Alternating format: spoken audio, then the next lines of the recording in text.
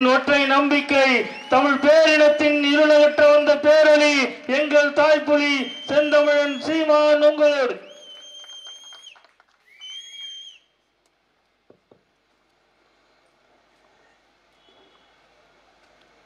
பேரன்புமிக்க எங்களின் பெற்றோர்களே, உயிருக்கினிய உடன் பிறந்தார்களே,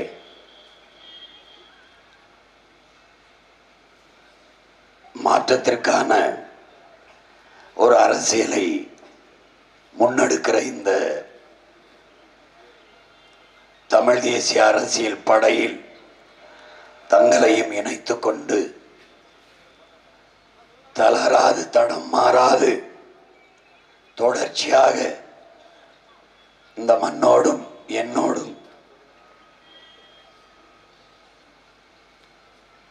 போராடி கொண்டிருக்கிற என் உயிர் தங்கைகளே, தம்பிகளே, உங்கள் அனைவருக்கும் என்னுடைய அன்பும் வணக்கம்.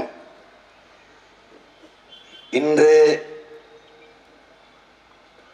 பேரறிஞர் அண்ணா அவர்களுடைய நினைவு நாள். முதலாக ஐயா பெரியார் அவர்களை எதிர்த்து தனியாக ஒரு அரசியல் இயக்கம் கண்டவர் பேரறிஞர் அண்ணா. கடவுள் இல்லை என்ற கருத்தை கைவிட்டு ஒன்றே குலம் ஒருவனே தேவன் என்ற முழக்கத்தை முன்வைத்தவர்.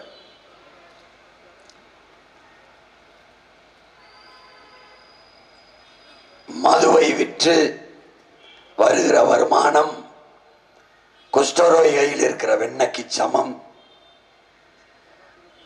மதுவை விற்றுத்தான் அரசு நடத்த வேண்டும் என்கிற நிலை இருந்தால் அந்த பதவி துண்டை உதறி தோளில் போட்டுக்கொண்டு சென்று விடுவேன். அந்த தவறை ஒருபோதும் செய்ய மாட்டேன் என்று இறுதி வரை உறுதியாக நின்ற பெருமகன்.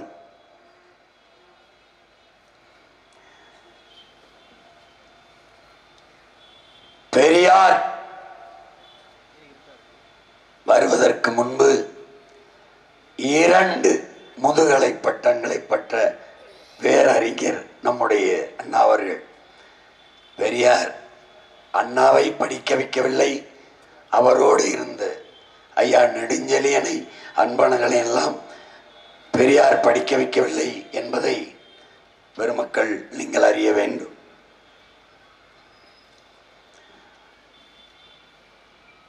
தங்கத்தை யாராவது தவிட்டிற்கு விற்பார்களா என்று அன்றைக்கு அவர் தேர்தலிலே போட்டி போடுகிற போது காங்கிரஸ் கட்சிக்காரர்கள் வாக்குக்கு 2 ரூபாய் கொடுக்கிற முறை.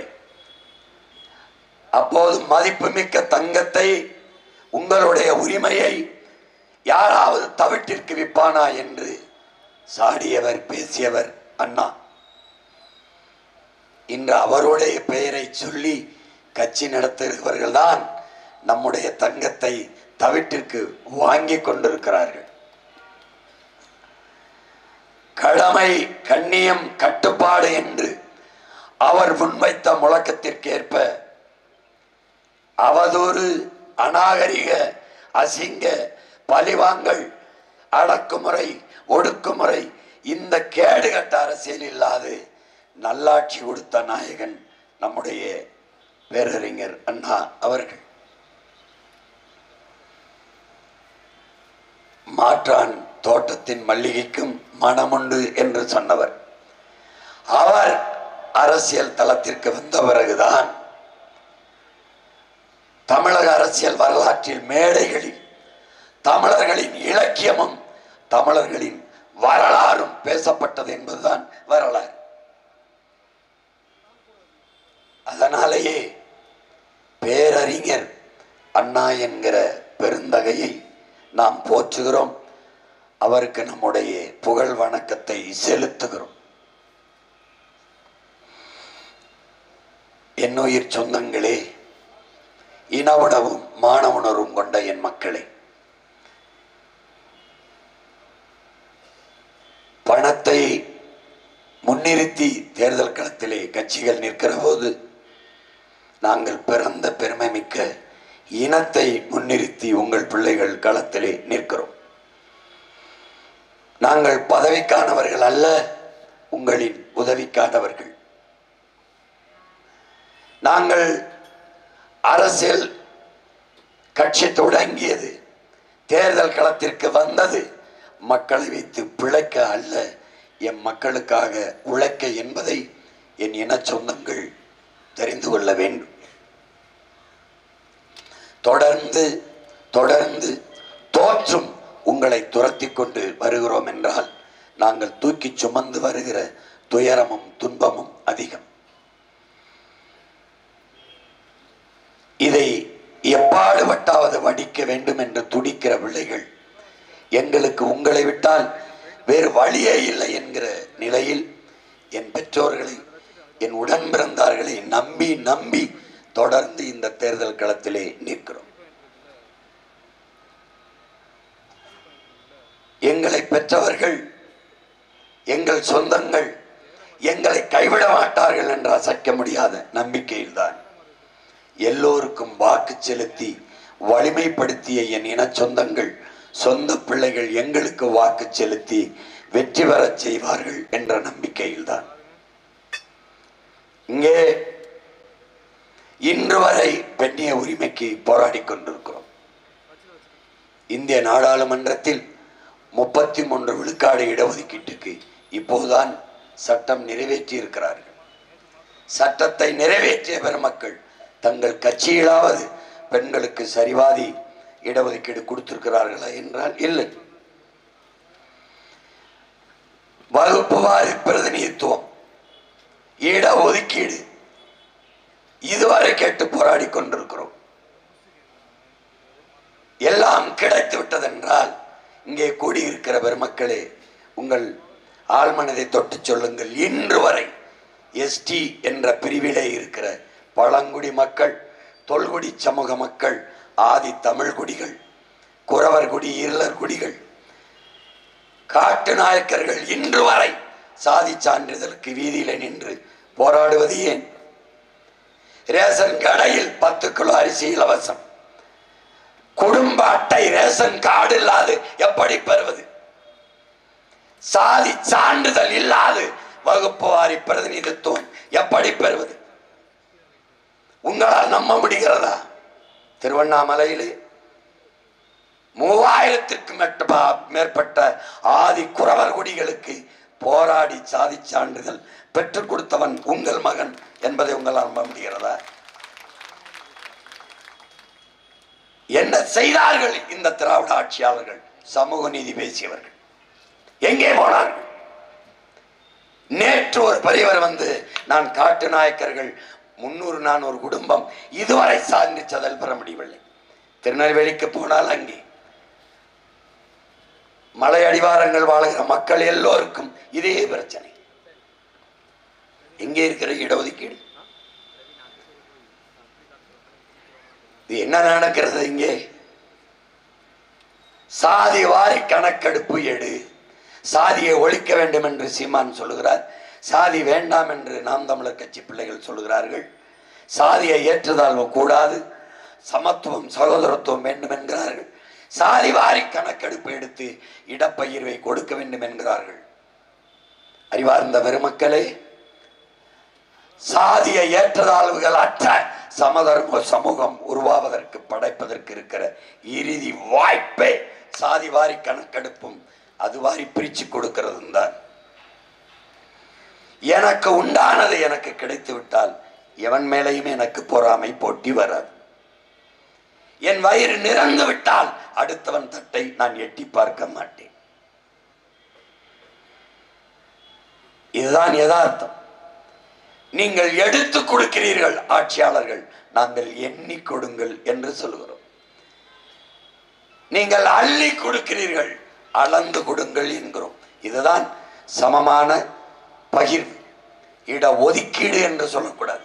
ஏற்கனவே எங்களை ஒதுக்கி ஒதுக்கி வைத்ததால் தான் நாங்கள் இந்த போராட்டத்தை செய்து உரிய பகிர்வு என்று கேட்கிறோம். இட பகிர்வு, பங்கீடு தர வேண்டும். விடுதலை பெற்ற இத்தனை ஆண்டு கால இந்தியா 60 ஆண்டுகளாக ஆண்டு கொண்டிருக்கிற திராவிட கட்சிகள், அறிவார்ந்த பெருமக்களே, என்னிலும் இளைய தம்பி தங்கைகளே, இந்த வகுப்பு வாரி குடிவாரி கணக்கெடுத்து இடஒதுக்கீட்டை இடப்பகிர்வை பிரித்து கொடுப்பதில் இந்த ஆட்சியாளர்களுக்கு, திராவிட திருவாளர்களுக்கு, பெரியார்தான் எல்லாவற்றையும் பெற்றுக் கொடுத்தார் என்று பேசுகிற பெருமக்களுக்கு என்ன பிரச்சனை, ஏன் செய்யவில்லை? காரணம் என்ன? நான் கவுண்டன் எவ்வளவு என்ன, நான் வன்னியன் எவ்வளவு என்ன, நான் தேவர் என்ன, அதிலே முக்குளத்தோர் என்று போடாது, கல்லன் எவ்வளவு, மரவன் எவ்வளவு, அகமுடர் எவ்வளவு என்ன, நான் உடையார் என்ன, நான் நாடார் என்ன, நான் கோடார் என்ன, நான் முத்தரையர் என்ன, முதலியார் பிள்ளை என்ன, எல்லோரையும் எங்களை என்ன எண்ணி எங்கள் குடிக்கேற்ப தலைக்கேற்ப கொடுத்து விடு. இந்த வீட்டில் 5 பேருக்குரிய சாப்பாடை அனுப்பு, அந்த வீட்டில் 50 பேருக்குள்ள சாப்பாடை அனுப்பு. நீ 5 பேர் வீட்டுக்கு 50 பேரை சாப்பாட்டை அனுப்புவதும், 50 பேர் வீட்டுக்கு 5 பேர் சாப்பாட்டை அனுப்புவதும் சமூக நீதி அல்ல, அநீதி. இதுதான் நாங்கள் தொடர்ந்து எதிர்த்து போராடி வருவதற்கு காரணம். சாதி வாரி கணக்கெடுப்பு எடுத்தால் என் தமிழ் சாதியை, என் இனச்சாதி இல்லாதவன் எவ்வளவு காலம் சுரண்டி கொழுத்து பதவியை அனுபவித்து வருகிறான் என்பது தெரிந்துவிடும். நரிகளின் போலி வேடம் வெளியே வந்துவிடும் என்பதற்காக எடுக்க மறுக்கிறார்கள் திராவிட திருவாளர்கள். ஏன் இருக்கல? நீங்கள் சொல்லுகிற பெரியார் பிறக்காத மண்ணில் பீகார்ல எடுக்கிறான் நிதிஷ்குமார். உங்களோடு கூட்டணி வைத்து தேர்தலிலே வெற்றி பெற்று இன்றைக்கு தெலுங்கானாவில் ஆட்சி அமைச்சிருக்க காங்கிரஸ் உங்களோட கூட்டணி வச்சுக்கிச்சு தானே. அறிவித்த 40 நாட்களில் சாதிவாரி கணக்கெடுப்பெடுத்து அறிவிக்கிறான், இந்தந்த சாதி இவ்வளவு இருக்கு. அவர்களால் முடிவது உங்களால் ஏன் முடியவில்லை? அங்கே ஒன்றும் உங்கள் பெரியார் பிறக்கவில்லையே, ஏன் முடியல? சாதிவாரி கணக்கெடுப்பு என்று சொன்னாலே இவர்களுக்கு நடுக்கம் வருவதற்கு காரணம் என்ன? காரணம் என்ன?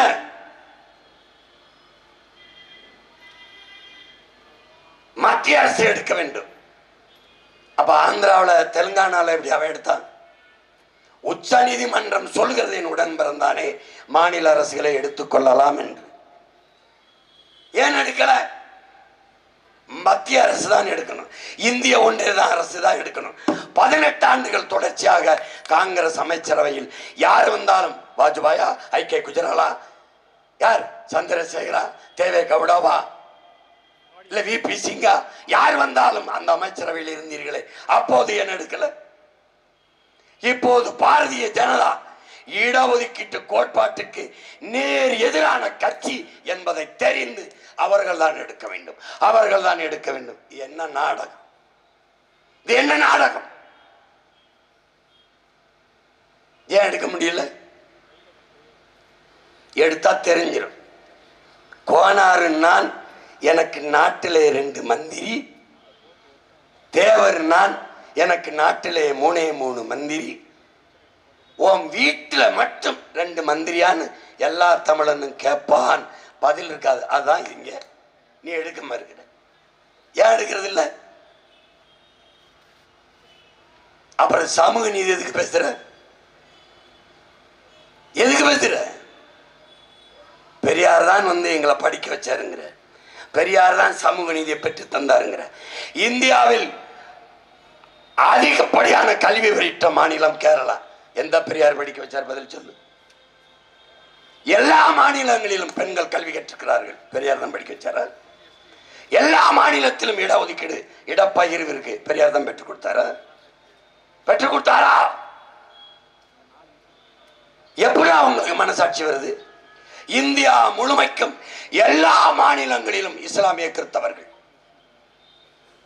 கேரளாவில், ஆந்திராவில், கர்நாடகாவில், ஏன் பிஜேபி ஆளுகிற மாநிலங்களில் கூட இஸ்லாமியர் கிறிஸ்தவர்கள் வாழ்கிறார்கள். ஆனால் அங்கெல்லாம் இஸ்லாமியர்களுக்கு திராவிடம் தான், திராவிட முன்னேற்ற கழகம் தான் பாதுகாப்பு என்ற கோட்பாடு இல்லையே. ஏன் கேரளாவில் திமுக தான் ஆளுதா? அங்க இஸ்லாமியர் கிறிஸ்தவர் பாதுகாப்பா வாழலையா? இது எவ்வளவு பெரிய நம்ப வச்சு ஏமாற்று, எவ்வளவு பெரிய நாடகம். எத்தனை நாளைக்கு இது செய்யறது? எத்தனை நாளைக்கு? இஸ்லாமியர்களுக்கு 3.5 நான் தான் கொடுத்தேன். அருந்ததியருக்கு 3 விழுக்காடு நான் தான் கொடுத்தேன். நீங்க உட்கார்ந்து இருக்கிற நாற்காலி யார் கொடுத்தது? எங்க ஆத்தால அப்பனு தான் கொடுத்தது. உனக்கு யாரு கொடுத்தது அந்த இடம்? எதுவுமே தெரிந்து கொள்ளாது என் மக்கள் எங்களுக்கு ஓட்டு போட்டு பயனில்லை. அந்த ஓட்டை போட்டா போடு, போடலைன்னா போ, ஆனா அதெல்லாம் தெரிந்து கொண்டு போடு. இவன் நம்ம ஏமாற்றுகிறான். இதை மாற்ற வேண்டும் என்று துடிக்கிற யாராவது இருந்தால் ஒத்தை ஓட்டானாலும் என் தங்கைக்கு போடு, ஒத்த ஓட்டானாலும். காசை வாங்கிக்கிட்டு வாக்கை விற்கிற ஒரு இழி நிலையில் என்னைக்கு இருந்து நம்ம மீள போறோம்னு பாரு. உலக நாடுல மற்ற நாடு எப்படி நம்மளை மதிக்கும்? எப்படி மதிக்கும்? எதுக்கு கல்வி அறிவு, எதுக்கு படிப்பு, எதுக்கு இத்தனை முன்னோர்கள் சொல்லி தந்த அறநெறி தத்துவ கோட்பாடு? எதற்காக? அரசியல் பிழைத்தோருக்கு அறமே கூற்றாகும். எத்தனாயிரம் ஆண்டுக்கு முன்னாடி இளங்கோடிகள் வாழ்னா? குடிதலி கோலோச்சு மாநில மன்னன் அடிதலி நிற்கும் உலகு முறை செய்து காப்பாற்றும் மன்னவன் மக்களுக்கு இறை என்று வைக்கப்படும்.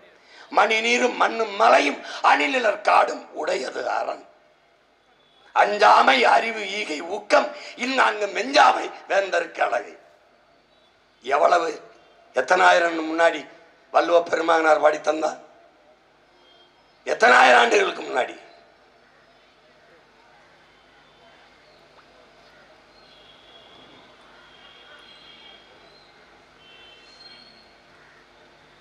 எல்லாவற்றையும் படிச்சு எல்லாம் செஞ்சு பணத்தை வாங்கிட்டு வாக்க விற்போம், காசுக்கு ஓட்ட போட்டுருவோம்னா அப்ப நாட்டை எப்படி? ஒரு எளிய கோட்பாடு தான் என் உடன் பிறந்தாரே. நோட்டை வாங்கி கொண்டு ஓட்டை விற்கிறோம், அவன் அந்த ஓட்டை வாங்கி கொண்டு நாட்டை விற்கிறான்.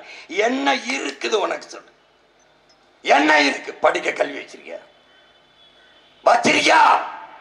காசு கொடுத்தா தான் நல்ல கல்வி. இந்த ஊர் எம்எல்ஏ, இந்த ஊர் பாராளுமன்ற உறுப்பினர், இந்த ஊர் அமைச்சர் வேணும். தமிழ்நாட்டில் எந்த அமைச்சர் மகன் மகள் சட்டமன்ற உறுப்பினர் மகள் மகன் அரசு பள்ளி கல்லூரியில் படிக்கிறார்? ஏன்? தரம் இல்லை. இங்க இருக்கிற அமைச்சர் பெருமக்கள், சட்டமன்ற மாமன்ற உறுப்பினர்கள், நாட்டை ஆண்ட முதலமைச்சர் பெருமக்கள், ஐயா எம்ஜிஆர், அம்மையார் ஜெயலலிதா, ஐயா கருணாநிதி, யாராவது ஒருவர் அரசு மருத்துவமனையிலே படுத்து மருத்துவம் செய்தார்கள் என்று காட்டாவா? இதே மண்ணை சார்ந்த தம்பி இங்க வந்து நின்று வேலை செஞ்சாரு. தம்பி செந்தில் பாலாஜி உடம்பு முடியல, 2 நாள் தாத்தா ஓமந்தூர் ராமசாமி ரெட்டியார் பேர்ல இருந்த மருத்துவமனை, ஓமந்தூரார் அரசு மருத்துவ, 2 நாள். 2வது நாள் காவிரிக்கு திருப்பிட்டான். ஏன்? ஏன்? தரம் இல்லை. சாலை தரம் இல்லை. அரசு போக்குவரத்து கேவலமா இருக்கு. தனியார் நல்லா நடத்துவான். ஏன்னா தண்ணி தண்ணி மடிக்கணினி இலவசம் தருவான், லேப்டாப் கொடுத்துருவான், மிக்சி கொடுத்துருவான், கிரைண்டர் கொடுத்துருவான், மின்விசிறி ஃபேன் கொடுத்துருவான், என்ன கொடுத்துருவான், சைக்கிள் கொடுத்துருவான், எல்லாம் கொடுத்துருவான். ஆனா தண்ணியை கொடுக்க முடியாது. ஏன்? இந்த கேள்விக்கு பதில் சொல்லு. எனக்கு ஓட்டணியும் போடாத, சத்தியமா சொல்றேன் போடாத. இதுக்கு சொல்லு. இது எல்லாவற்றையும் இலவசமாக தர முடிந்த அரசு தண்ணீரை ஏண்டா தர முடியல? அரசால் தர முடியாத தண்ணீரை தனியார் முதலாளி கிண்லே அஃபலோ மினரல், இவன் யாரா? இந்த முதலாளி எங்கடா இருக்கான் காட்டுறான். என் தாயின் மாரை அறுத்து ரத்தத்தை வியாபாரம் பண்றானடா. எங்கிருந்து வருது? தவிச்ச வாய்க்கு தண்ணி தர முடியல தன் நாட்டு குடிகளுக்கு. அந்த அரசு இருந்தா என்ன, செத்தா என்ன, உனக்கு என்ன? அது எதுக்கு அந்த அரசு? ஏன்? எல்லாவற்றையும் இலவசமாக தந்த அம்மையார் ஜெயலலிதா தண்ணீரை 10 ரூபாய்க்கு அரசு தண்ணீரை வித்ததுக்கு காரணம் என்ன? ஒரு லேப்டாப்பின் மடிக்கணினி விலை என்ன? ஒரு மிக்சி கிரைண்டரின் விலை என்ன? இந்த தண்ணீரின் அதை மட்டும் என் தண்ணீரை 10 ரூபாய்க்கு விற்கணும். இந்த ஆட்சியாளர்கள் விற்பார்கள். திமுக அதுவும் இல்லை, அரசு தண்ணின்னு ஒண்ணு இல்லை. அவங்க விற்கிறாங்க. அது அம்மையார் துர்கா விற்கிறாங்க. அவங்க ஏதோ ஒரு ஒரு பேரை வச்சுக்கிட்டு தனியாக வித்துக்கிட்டு இருக்காங்க. ஏன் 10 ரூபாய்க்கு விற்கணும்? விற்கலைன்னா தண்ணீரை விற்கிற தனியார் முதலாளி நட்டப்பட்டுருவான். அவன் நட்டப்பட்ட அவனுக்கு என்ன? அவன் தெரிந்து வர்ற கமிஷன் காசு நின்றுடும். அதனால தான் திரும்ப திரும்ப சொல்றோம், இவர்கள் தலைவர்கள் அல்ல, தரகர்கள், புரோக்கர்கள் என்று சொல்ல காரணம் அதுதான். தண்ணியை தர முடியல. பேருந்து போக்குவரத்து, அரசு பேருந்துல போ பார்ப்போம். போ, ஏ இவ்வளவு பெரிய நாடா, ஒரு பிளைட் கிடையாதா சொந்தமா? அப்புறம் என்ன புடுங்கிறது? 5000 ஏக்கர்ல ஏற்பட்டு சொல்ற, நீ 5000 ஏக்கர்ல கட்டு, 50000 ஏக்கருக்கு போய் ஏற்பட்டு 50000 ஏக்கர்ல கட்டு. பிளைட்டா ஓட்டுறவன் அவன் யார்? அவன் ஒரு முதலாளி.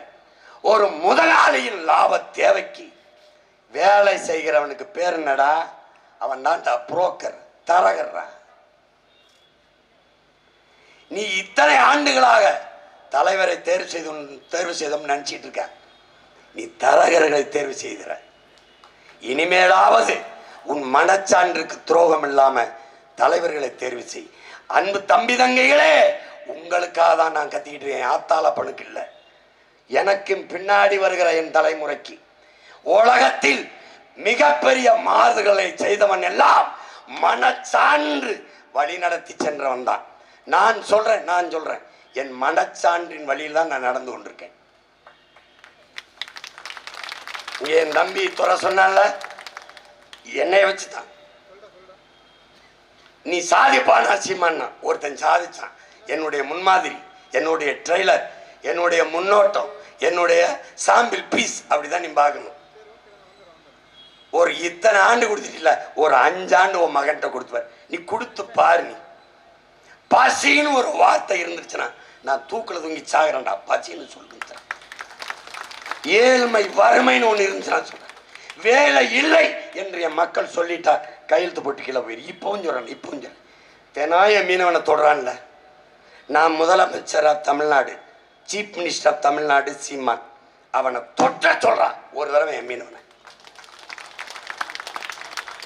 அவனுக்கு தெரியும்டா நான் யாருன்னு. உனக்கு தான் தெரியாது, அவனுக்கு தெரியும் நான் யாருன்னு. எல்லாருக்கும் தெரியும் நான் யாருன்னு. இல்லைன்னா ஏன்டா 14 வருஷமா என் பாஸ்போர்ட்டை மறைச்சு வச்சிருக்கான்? எந்த நாட்டில் ஏன்டா என்னை இறங்க விடுறதில்லை? அவனுக்கு தெரியும்டா நான் யாருன்னு. நான் யாரோட மகன், என்ன நோக்கத்துக்காக வேலை செஞ்சுக்கிட்டு இருக்கேன், என் கனவு என்ன. இந்த நாட்டை, என் தலைவனுக்கு ஒரு கனவு இருந்தது, உலகத்தில் என் இனத்தை போல தலை சிறந்த இனம் இல்லாத அளவிற்கு என் இனத்தை உயர்த்தணும்னு. 200 ஆண்டுகளுக்கு பிறகு என் இனம் எப்படி பெருமையோடு வாழ வேண்டும் என்கிற கனவு என் உயிர் தலைவன் இருந்தது. அதுபோல அவன் மகன் இந்த சீமானுக்கும் அவன் தங்கைகளுக்கும் தம்பிகளுக்கும் இந்த மண்ணை மக்களை பேரன்பு கொண்டு காதலிக்கிற இந்த பிள்ளைகளுக்கு ஒரு கனவு உண்டு. உலகத்திலே இந்த பூமி பந்திலே என்னுடைய தாய் நிலம் தமிழ்நாடு சொர்க்கமாக மாற்றி படைப்பேன். நீ எழுதி வச்சுக்க. ஒரு சொட்டு சாராயம் கிடையாது. ஒருவன் ரவுடின்னு ஒருத்தன் ரவுடி ரான்னு சொல்ல முடியாது. பெண்ணை தொட்டுட்டான்னா கதை முடி. ஒன்று நடக்காது. நீ நம்புறது இல்லையே. மாடு மேய்க்க விட்டுருவான், ஆடு மேய்க்க. நீ என்ன வச்சிருக்க? உனக்கிட்ட இருந்த உன் காங்கைய மாடங்க எத்தனை மாடு வச்சிருந்த? உன் மாடு பிரேசிலுக்கு எப்படி போச்சு? நீ விதை நெல் வச்சிருக்கியா? விதை வச்சிருக்கியா? நீ உன் விதை இருக்கா? தக்காளி, வெண்டைக்காய், கத்திரிக்காய், சுரைக்காய் விதை வச்சிருக்கியா? நீ பாரம்பரியம் நெல் இருக்கா? சின்சாண்டோ மான்சோண்டோ நிறுவனத்துக்கிட்டு இருக்கு. நீ அதை பத்தி கவலைப்பட்டிருக்கியா? நீ உனக்கு அதை பத்தி கவலை இருக்கா? உன்னை எப்படி மயக்கத்தில் வச்சிருக்கான்? முதல் மயக்கம் சாதி, 2வது மயக்கம் மதம், 3வது மயக்கம் சாராயம், 4வது மயக்கம் என்னது? திரை கவர்ச்சி, 5வது மயக்கம் பணம். எல்லாம் பேசிக்கிட்டே இருக்கும்போது தனியாக கூட்டி பேசிக்கலாம் வாங்க, இந்தாங்க வச்சுக்கிறீங்க, போட்டு விடுங்க ஓட்ட. ஒரு தடவை செய்யலாம், 2 தடவை தவற செய்யலாம். ஒரு பூனை பாலை காய்ச்சி வச்சுட்டு பசியோட வந்து அது வாயை வச்சுட்டு சுற்றுச்சுன்னா வாழ்நாளில் வெள்ளையா எதை பார்த்தாலும் வாயை வைக்காது. அதுக்கப்புறம் ஒரு தடவை சூடு வாங்கின பூனைக்கு இருக்கிற அறிவு ஒரு மான தமிழ் மக்களுக்கு தெரியும். நம்ம எத்தனை முறை நான் என்ன தலைவனா வந்து தலைவியா வந்து நான் உன் பிள்ளைகள் நிற்கிறோம். உன் பிள்ளைகள் தானே உன் வீதியில் வந்து கத்திக்கிட்டு இருக்கோம். ஏன் நாட்டாளுற முதலமைச்சரும் துணை முதலமைச்சரும் ஒரு 8 ஒன்றே வந்து பார்க்கக்கூடாதா? ஏன்? அவ்வளவுதான் நம்ம மதிப்பு, அவ்வளவுதான். என்ன வச்சிருக்க நீ? 14,000 ஆசிரியர் பெருமக்கள் பணி தேர்வு பெற்று பணி நியமனத்துக்கு காத்து கிடக்கிறான். டேய், அறிவை வளர்த்துக்கிற ஆசிரியர் பெருமக்கள்டா. ஒரு அறிவார்ந்த சமூகத்தை படைக்கக்கூடிய ஆற்றலாளன் வீதியில் நிற்கிறான்டா. இந்த நாடு எப்படா உருப்படும்? எப்படி உருப்படும்? போக்குவரத்து தொழிலாளர்களுடைய 7,100 கோடி அவன் பணம், அவனுடைய பிடித்த பணம், நிலுவைத் தொகை, அவன் உழைப்புக்கானவன். அதை எடுத்து ஏப்ப அரசியல் தான் அது. அவன் போராடிட்டு இருக்கான். இன்னும் என்னுடைய பிடித்த பணத்தை கொடுப்பான். கேவலமான ஒரு நாட்டில் வந்துருக்கீங்க. உனக்கு என்னைக்கு கோவம் வந்திருக்கு? தேர்தலில் வாக்கு கேட்கும்போது குடும்ப தலைவிக்கு 1000 ஓட்டை போட்டு உட்கார வச்சேன். அப்புறம் தகுதி வாய்ந்த பெண்களுக்குன்னா ஏன் ஆத்தாலக்கா தகுதியை பார்க்க இவனுக்கு நடா தகுதி இருக்கு? என்னைக்குடா நீ கோவப்பட்டிருக்க? நீ தகுதி வாய்ந்த பெண்களுக்குத்தான் 1000 ரூபாய் தகுதி உள்ள பெண்களுக்கு நீ சொல்லியிருந்தீன்னா நீ மேலே ஏறி உட்கார்ந்திருப்பியா? கூட்டுறவு கடன் தள்ளுபடி சொன்னாரா இல்லையா தம்பி உதயநிதி? நீங்க நகைகளை அடமானம் வைக்கணும்னா கூட வச்சிருங்க, நாங்க வந்து அந்த கடனை தள்ளுபடி பண்ண போறோம் பேசுறது இருக்கா இல்லையா? ஏன் தள்ளுபடி பண்ணல? ஏன் பண்ணல? எதை நீ கேட்க போற? கோவப்பட போற? இந்த பணியை செய்ய நாங்கள் இல்லை, யாரு இருக்கான்னு சொல்லு. விட்டு என்னை விட்டு நான் போறேன், என்ன தோத்துறேன், என்ன தோக்கடிச்சிருங்க அனுப்பி. உனக்குன்னு பேச ஒரு குரல் வள சொல், ஒரு மகனை சொல், ஒரு மகளை சொல். உனக்குன்னு இன்னைக்கு நான் நிக்கிறதுனாலையாவது பயந்துக்கிட்டு உனக்கு 400 500 கொடுக்குறான், இல்லைன்னா அதுவும் தர மாட்டான்.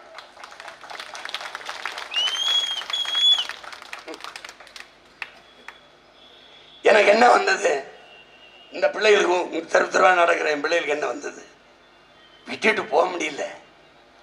காட்டை வித்து மேட்டை வித்து ஆட்டை வித்து மாட்டை வித்து களை எடுத்து கரும்பு வெட்டி கஷ்டப்பட்டு படிக்க வச்ச ஆத்தாளப்பேன் எங்களுக்கு பின்னாடி வர்ற எங்க தம்பி தங்கச்சிகளுக்கு இந்த நிலைமை வரக்கூடாதுன்னு நினைக்கிறோம். அதான் என் தம்பி சொன்னான் பாரு, தற்சார்பு பொருளாதாரம் அப்படின்னு. நீ எழுதி வச்சுக்க, ஒரு மகன், உன் மகன் இன்னைக்கு இல்லை நாளைக்கு என்றைக்காவது ஒரு நாள் வென்று இந்த நாட்டை நான் ஆளுவேன். நீ எழுதி வச்சுக்க. ஈரோடு கிழக்கில் நீ இருக்கியா? ஈரோடு கிழக்கை விட்டு வெளியில நீ அரசு பணிக்கு வேலைக்கு வெளியில வர தேவையில்லாத அளவிற்கு உன் வாழ்விடத்திலே அரசு பணியை தருவேன். எப்படி செய்வ? நெசவு அரசாங்க பணின்னு போட்டுருவேன். வேளாண்மை அரசாங்க தொழில். ஆடு மாடு பட்டுப்பூச்சி வளர்த்தல், தேனீக்கள் வளர்த்தல், நாட்டுக்கோழி வளர்த்தல் அரசாங்க பணி, கவர்மெண்ட் எம்ப்ளாயி.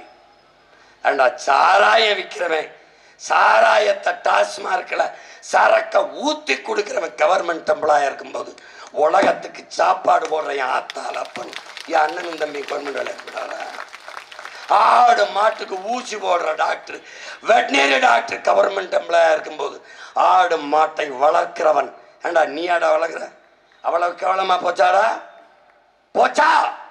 இறை மகன் ஏசு ஆடு மாடு மேய்ச்சிக்க, இறை தூதன் நபிகள் நாயகம் ஸல்லல்லாஹு அலைஹி வஸல்லம் ஆடு மாடு மேய்ச்சிக்க, நம்முடைய மாயவன், நம்முடைய திருமால் பெருமாள், நம்முடைய கண்ணன், இவர்கள் சொல்றது போல கிருஷ்ண பரமாத்மா ஆடு மாடு மேய்ச்சிருக்க.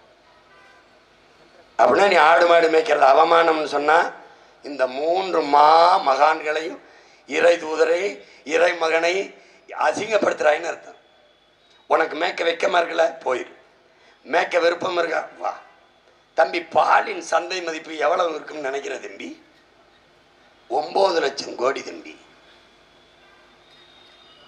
நான் 2016 தேர்தல் வரை கொடுக்கும்போது 3.5 லட்சம் கோடி. டைரி டேல மில்க் பால் நாள்ல நாட்டின் பிரதம அமைச்சர் ஐயா மோடி சொல்றாங்க, பாலை வித்தே நாம் பொருளாதாரத்தில் தற்சார்பு அடையலாம்னு. நான் ஆடு மாடு மேய்க்கிறது வளர்க்கிறது அரசு பணி ஆக்குவேன், நீ சிரிக்கிறிய? என்னைக்காவது சிந்திச்சு, ஆவின் பால் விற்கிது அரசாங்கம், அது ஏன் வெக்கம் இல்லாம விற்கிது? ஆவின் பால் விற்கிற அரசு என்னைக்காவது அந்த பால் பொட்டணத்தை வாங்கும் போது எங்க ஆனா என்ன, பசு மாடு எங்கன்னு நீ கேட்டியா?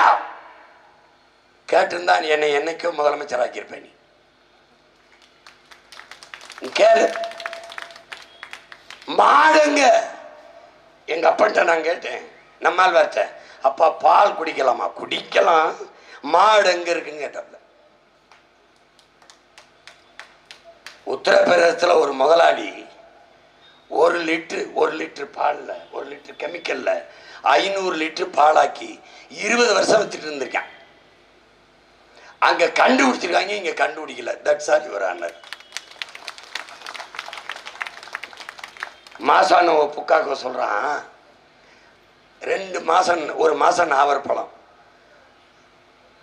1 மாசம் என்ன சொல்றது மாம்பழம், 2 மாசம் கொய்யா, 2 இந்த சப்போட்டா, 2 இப்படிதான் அந்த பருவத்துக்கு பருவத்துக்கு காய்க்கும்.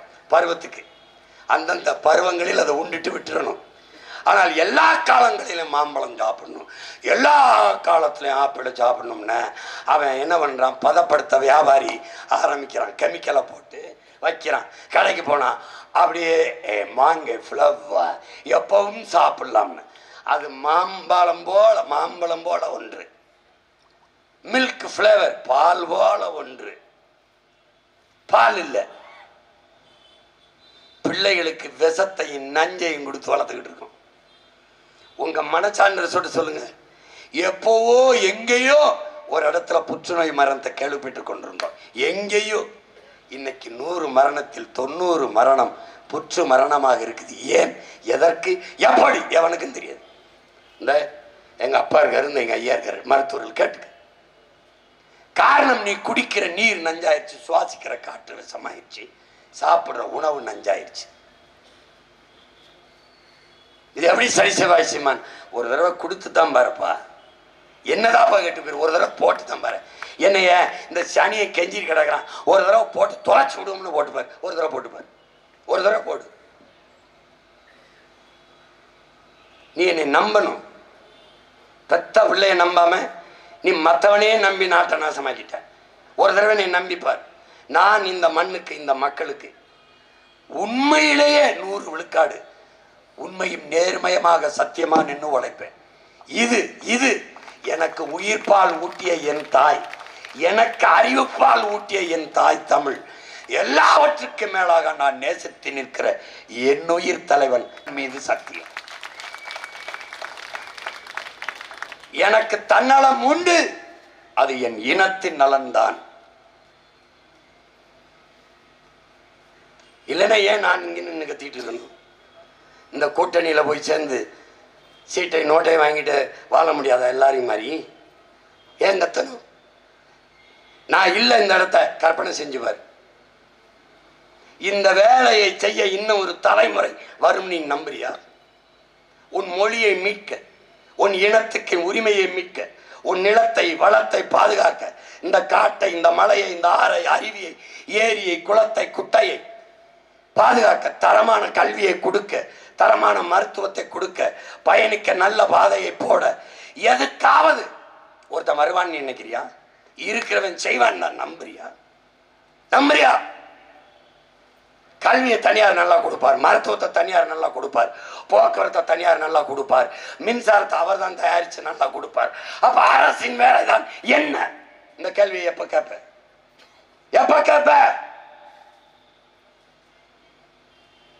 புரட்சியாளன் சேகுவாரா சொல்லுகிறான், நான் எனக்கென்றோ என் குடும்பத்திற்கென்றோ எது ஒன்றையும் சேமிக்கவில்லை. காரணம், என் குடும்பத்திற்கானதை, என் மக்களுக்கானதை மக்களுக்கான அரசு தந்து விடுங்கிறான். அப்படி மக்களுக்கானதை தரக்கூடிய மக்களுக்கான அரசை நிறுவதற்கு உங்கள் மக்களுக்கு, என்னருமை மக்களே, ஒரு வாக்கை செலுத்தி வெற்றி பெற செய்யுங்கள். வேற வழியே கிடையாது. ஒரே ஒரு முறை வாய்ப்பு. இந்த ஈரோட்டு கிழக்கிலே உன் தங்கை வென்று என்ன செய்து விட முடியும் என்று. இதனால் மாற்றம் வருமா என்று நினைக்காதீர்கள். இது மாற்றத்திற்கான ஒரு மகத்தான தொடக்கம். என்பதை புரிந்து கொள்ளுங்கள். பெரிய கோட்டை, பெருங்கதவு, சிறிய ஓட்டை, ஒரு மெல்லிய சாவிதான் திறக்குது. இவ்வளவு 234 தொகுதி, அதை வென்று சென்றார்ச் கோட்டையிலே ஆட்சி அரியணையில் அமர்வதற்கு ஒரே ஒரு தொகுதி, ஈரோடு கிழக்கு தொகுதியிலே அந்த வெற்றியை தொடங்குங்கள் என்னுயிர் சொந்தங்களே, தன்மானமிக்க தமிழ் மக்களே. இது ஏன் சீமானின் வெற்றி, அவன் தங்கையின் வெற்றி, நாம் தமிழர்ங்கிற கட்சியின் வெற்றின்னு நினைக்கிறீங்க? உங்களின் வெற்றி, இந்த மண்ணின் மக்களின் வெற்றி, இந்த மக்களின் மானத்திற்கான வெற்றி. அதை நினைத்து பாருங்கள். மாற்று அரசியலுக்கான வெற்றி. 1000 பணத்தை கொடுத்தாலும் அதை பொருள்படுத்தாமல் மாற்றத்திற்காக, நல்ல அரசியலுக்காக ஈரோட்டு கிழக்கிளை வாழ்கிற மக்கள் வாக்கை செலுத்தினார்கள் என்ற வரலாற்று பதிவை உருவாக்குவதற்கான வெற்றி.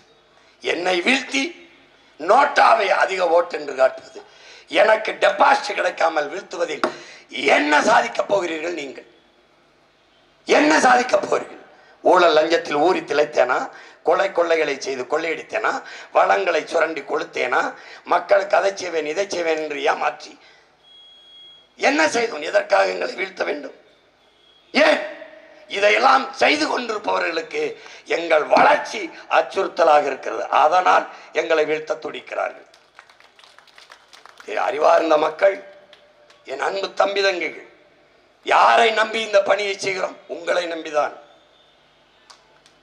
நம்பி நின்ற மக்களை கைவிட்டு விட்டார்கள் என்ற வரலாற்று பதிவு வராமல், நம்பி நின்ற மக்களை நம்பிக்கை துரோகம் செய்யாமல் தங்கள் பிள்ளைகளுக்கு வாக்கு செலுத்தி வெல்ல வைத்தார்கள் என்ற வரலாற்று பதிவை 234 தொகுதியில் தேர்தல் நடக்கும் போது உலகம் இவ்வளவு உற்று கவனிக்கவில்லை. இந்த ஈரோட்டு இடைத்தேர்தலிலே கட்சிகள் மோதவில்லை. அறிவார்ந்த சொந்தங்களே, கருத்து 1/2 நூற்றாண்டுக்கு மேலாக இந்த நிலத்தில் நிறுவப்பட்டு ஒரு தீய அரசியலை கட்டமைச்சிருக்கிற திராவிட கோட்பாடு, அதை தகர்த்து தமிழ் இன மக்கள், தமிழர் நிலத்தில் வாழ்கிற ஏழை எளிய மக்கள், உழைக்கும் பாட்டாளி மக்கள், அன்றாடம் காட்சிகளுக்கும் அதிகார வலிமை, தானி ஓட்டுபவன், மிதிவண்டி ஓட்டுபவன், கூலியாக வேலை செய்கிறவன், ஏழை எளிய மகனும் உயர்கல்வி படிக்க முடியும் என்கிற நிலையை உருவாக்குவது, ஏழ்மை வறுமை இல்லாது வாழ்க்கை தரத்தை உயர்த்துவது என்ற பெருங்கனவு கொண்ட தமிழ் தேசிய அரசியல் கருத்து ரெண்டுக்கும் மோதல். கட்சிகளுக்கான போட்டி இல்லை, கருத்தியலுக்கான போட்டி. உங்களை நம்பி நிற்கிற எங்களை கைவிட்டு விடாதீர்கள் என்னுயிர் சொந்தங்களே. மதிப்புமிக்க உங்க வாக்கை மைக்கு சின்னத்தில் செலுத்தி என்னுயிர் தங்கை சீதா லட்சுமியை வெற்றி பெற செய்யுங்கள். புரட்சி என்கிறோம், அது சொல்லாக இல்லாமல் நிகழ்ந்தது என்று காட்டுங்கள். ஒற்றை விரலால் ஒரு மகத்தான மாற்று அரசியலுக்கான புரட்சியை உங்களால் உருவாக்க முடியும். நாளை மறுநாள் நடக்க 5ஆம் தேதி நடக்க இருக்கிற வாக்குப்பதிவில் நீங்கள், உங்கள் பிள்ளைகள் இவ்வளவு நேரம் இந்த ஒளிவாங்கியில் உங்களுக்காக பேசினோம். அதே சட்டசபையில் என் தங்கை உங்களுக்காக பேசுவதற்கு வாய்ப்பை இதே ஒளிவாங்கி மைக்கிலே செலுத்தி வெற்றி பெற செய்யுங்கள். புரட்சி எப்போதும் வெல்லும். உங்கள் பிள்ளைகள் எங்களின் வெற்றி அதை சொல்லும். எங்கள் இலக்கு ஒன்றுதான், இனத்தின் விடுதலை. இனம் ஒன்றாவோம், இலக்கை வென்றாவோம். தமிழ் தாய் வாழ்க, வாழ்க நாம் தமிழர்.